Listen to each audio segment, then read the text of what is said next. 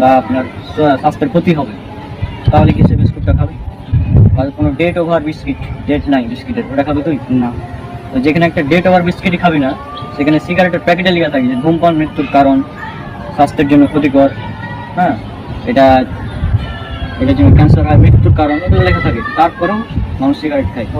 অনেক মানুষ তো সারা জীবন সিগারেট খেয়েও ব্যস্ত আছে। অনেক মানুষ তো বলে যে সে সিগারেট খাওয়া হারাম না।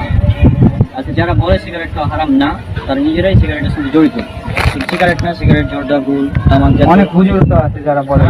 হুজুররাও এর সঙ্গে জড়িত, কিছু বলার নাই। হ্যাঁ, এখন যে হুজুর নিজে খায় সে তো আর বলবে না এটা হারাম, ঠিক না? হারাম কিভাবে হয়? আমি তো শুনেছি হারাম না, মাকরুহ।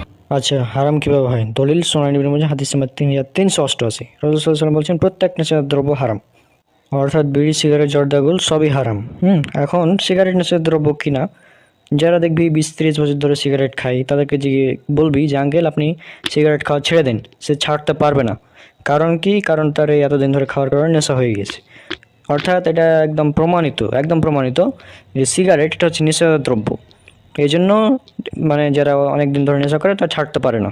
তবে অনেকেই বিষয়টা মানতে চায় না যে সিগারেট আবার কী এমন ক্ষতি করে। তো এই শুধু গুগল একবার সার্চ করবি যে প্রতি বছর ধূমপানের ফলে কত মানুষ মারা যায়। আমি দেখেছিলাম 80 লক্ষ, অর্থাৎ 8 মিলিয়ন মানুষ মারা যায় প্রতি বছর ধূমপানের কারণে। আর এই ধূমপান করা স্বাস্থ্যের পক্ষে এতটাই ক্ষতিকর যে এটা এত ক্যান্সারের কারণ লেখাই থাকে। তারপরেও এই ধূমপান করার ফলে শুধু নিজের ক্ষতি এমন না, পরিবেশের ক্ষতি হয়। তারপর তুমি যদি আশেপাশে যারা থাকে তাদের পাশে যদি সিগারেট খাও তাদেরও ক্ষতি হয়। আর ওই রিপোর্টে আরও দেখেছিলাম যে প্রতি বছর প্রায় 8 মিলিয়ন মানুষ তো মারা যায় সরাসরি ধূমপানের কারণে, কিন্তু ধূমপানের ফলে প্রভাবিত হয়ে, অর্থাৎ মানে যারা ধূমপান করে না কিন্তু ধূমপায়ীদের আশেপাশে থাকে, এই জন্য তারাও এর দ্বারা মানে অ্যাট্রাক্ট হয়ে যায়, ফলে তারাও মারা যায়। এরকম মানুষের সংখ্যা প্রতি বছর প্রায় 1.2 মিলিয়ন। তাহলে চিন্তা কর কী অবস্থা, ধূমপান কতটা ক্ষতিকর। হ্যাঁ, এটা একদম স্বাস্থ্যের জন্য ক্ষতিকর, ইসলামে হারাম, মানে জাস্ট অনেক বড় একটা ক্ষতিকারক জিনিস।